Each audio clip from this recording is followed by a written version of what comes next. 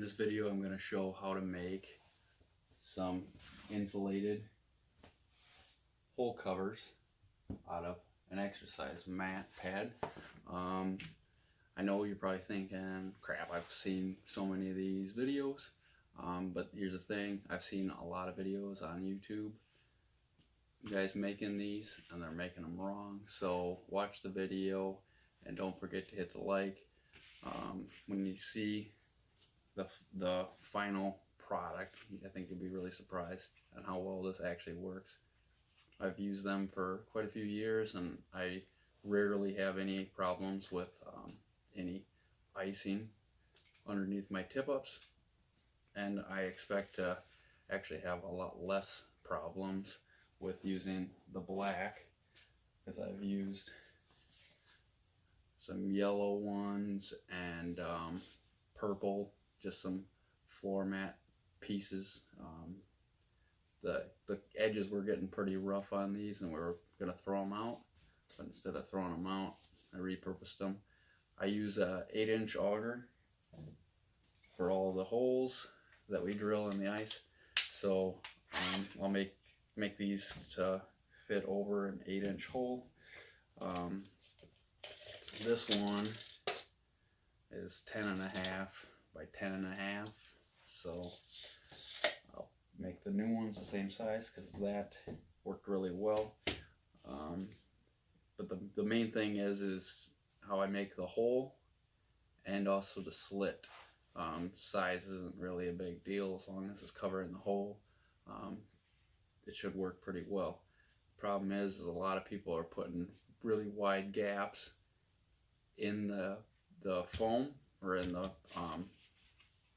closed cell foam, and it's letting too much air into the hole. You're trying to prevent all the air from getting into that hole when the wind's blowing across and it's picking up snow and blowing into the hole, or just the wind alone blowing across the hole is going to make it start forming ice. So you want to prevent any air from getting on the surface of that water and under your hole.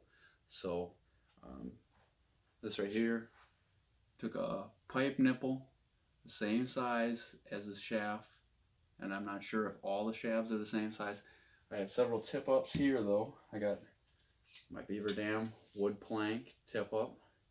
I've got 3 of these guys, and I've used those every time I hit the ice. I got this new Frable snowshoe with a line counter. I plan on using this one in a couple of the videos this winter. So hopefully I can get some good video of some fish hitting that one. I got, come on camera, focus on me, thank you. Got another Frable here. This one is dog bone, so it's pretty skinny. This is going to allow, just this sitting on the hole by itself, it's going to allow a lot of air. And same with this, they're pretty open, so a lot of air blowing across that hole and they'll start to ice up. And even this Frable, the one that you put your hand warmers in, it's insulated. Even this one actually lets quite a bit of air through this opening here. So when this is flipped down, there's still pretty good size hole up through that middle there. So wind is going around this center piece where it swivels or pivots, the pivot point. It's allowing air around both of those. So I would suggest even making the pads for underneath this. All right. So I'll put all these off of this table. I'm gonna change my camera angle, and then I'll show you guys and gals how I make them so that it prevents all of the air from blowing across the top of the hole and icing down. And like I said, you know, the other colors work really well. I've only probably had a whole freeze over on me maybe twice with the other ones, and it was brutally cold out. It was actually probably too cold for me to actually be out on the ice. So, and there wasn't very much sunlight. So if you don't have sunlight beating down on this, then it's really windy and cold. They could freeze back up over.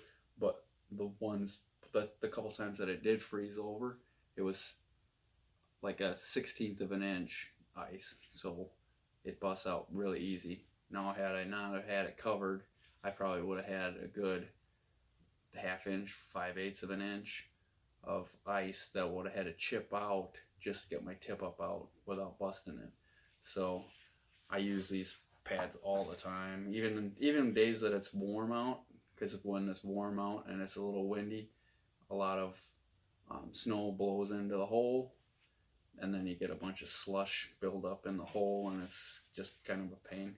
So I use these all the time. I pack them with me all the time. So I just use them all the time because I have them, and they're pretty handy. So I'm going to change the camera angle and then show you how to cut these and everything.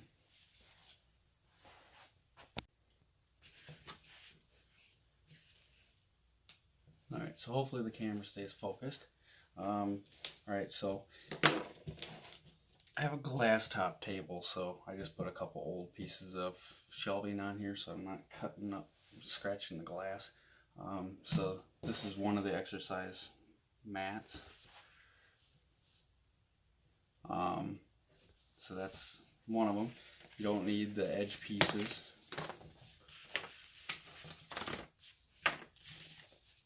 The camera's being stupid. Okay. Alright, I'm just gonna take this T-square. It doesn't need to be real precise, but so I take the T-square, and I'm just gonna make sure you don't cut across. I've seen people too, when they lay their hand across the T-square, clipping finger and thumb. You don't want to clip the finger and thumb, so watch where your blade's going. I probably should have checked to make sure that was a sharp blade, not the sharpest tool in the shed.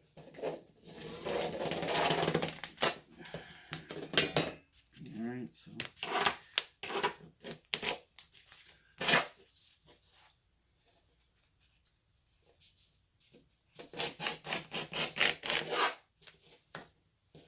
just make sure whatever you're cutting it on,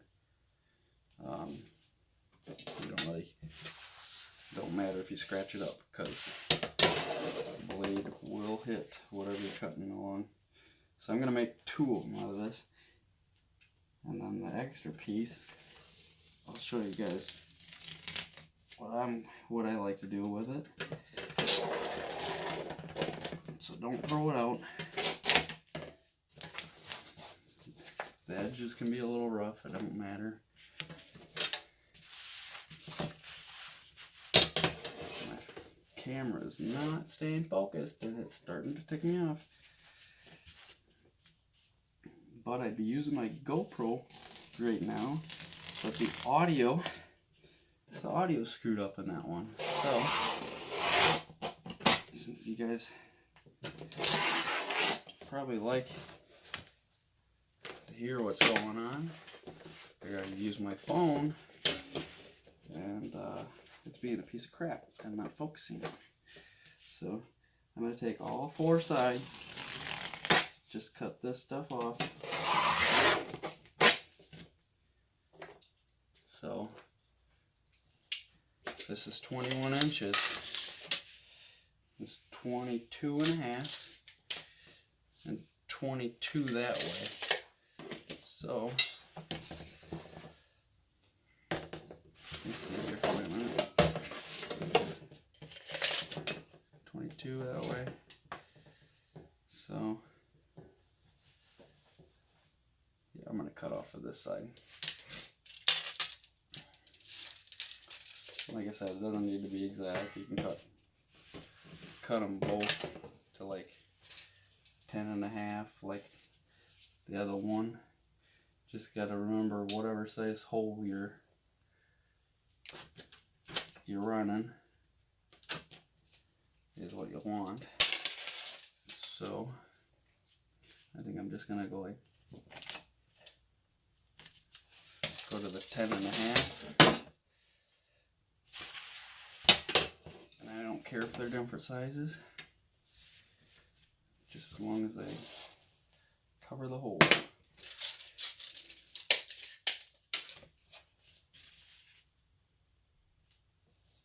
So 10.5 there, 10.5 there.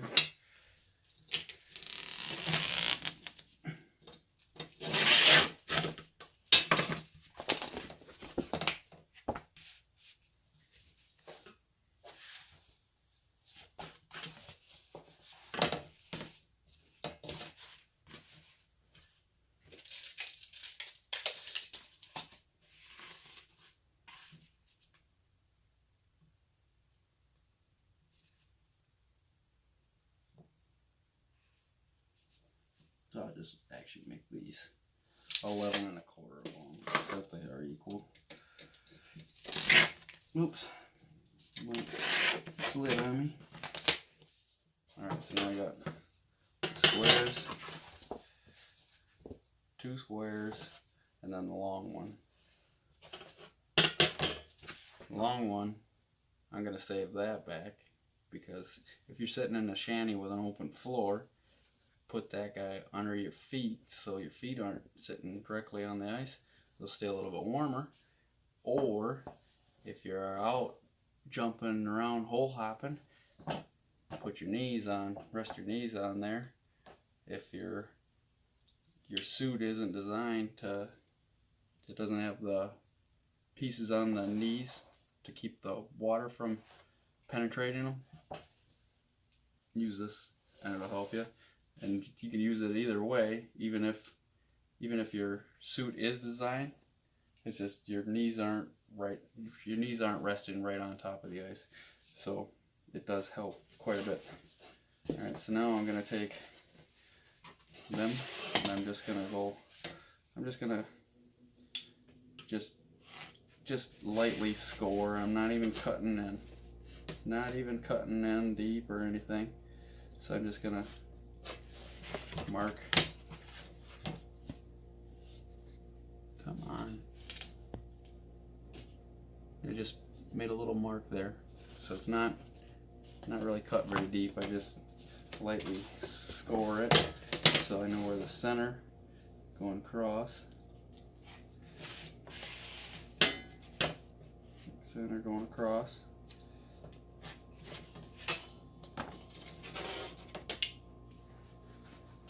Alright.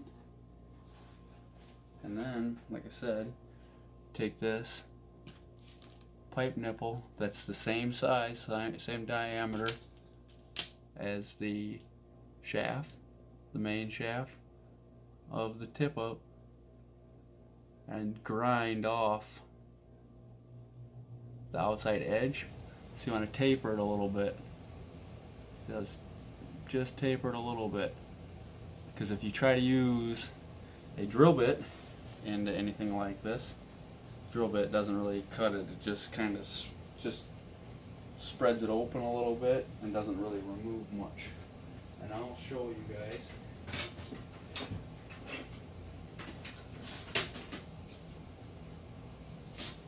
I'll show you guys also what that does. I'll just use this little corner here and show you what happens.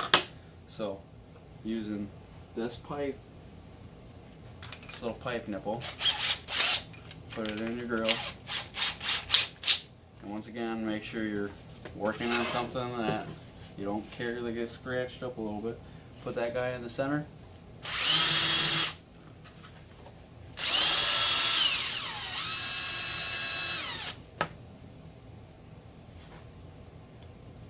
And you got that little piece of foam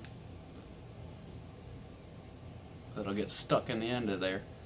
You pop that guy out. It's a little cylinder shape.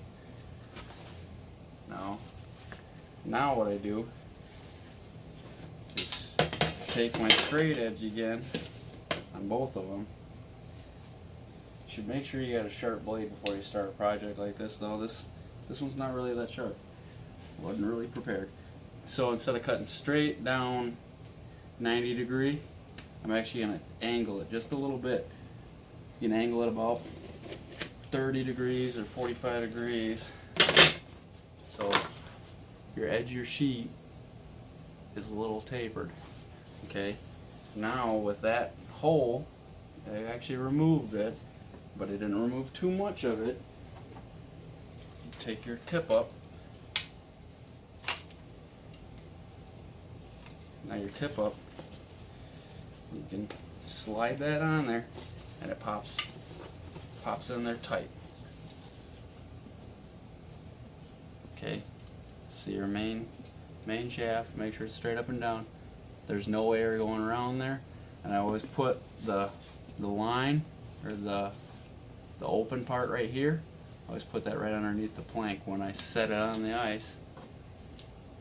Because if you have it setting off to the side and you have some snow underneath it, it'll kind of force it open. So putting the plank across it is going to help hold that closed, and having that little bit of an angle on there just makes it that overlap. If it was straight across and not angled, it wouldn't close it as tight. So now I'll show you guys and gals. Okay, see the hole with my shirt in the background? You can see there's a pretty good hole there. And actually, I'll show you guys on this yellow foam, because this is closed cell foam also. So I'll just do another one with this. Okay, it's gonna get the bit will get a little warm. But I'm pulling that out of there. See, removed it, and I got a good hole again, right there. It's kind of harder to see. There's a good hole there. Now, okay, good hole. Drill bit the same size.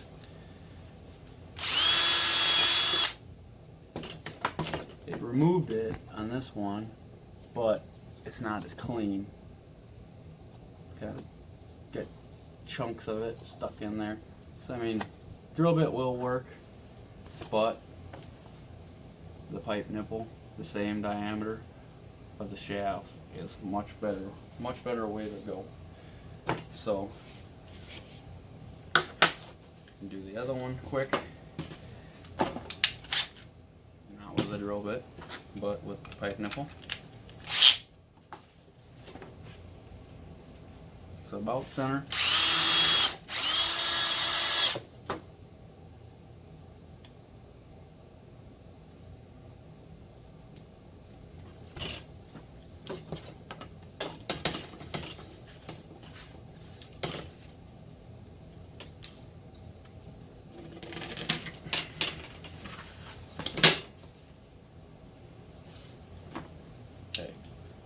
So, like I said, any of these tip ups, they're all the same diameter.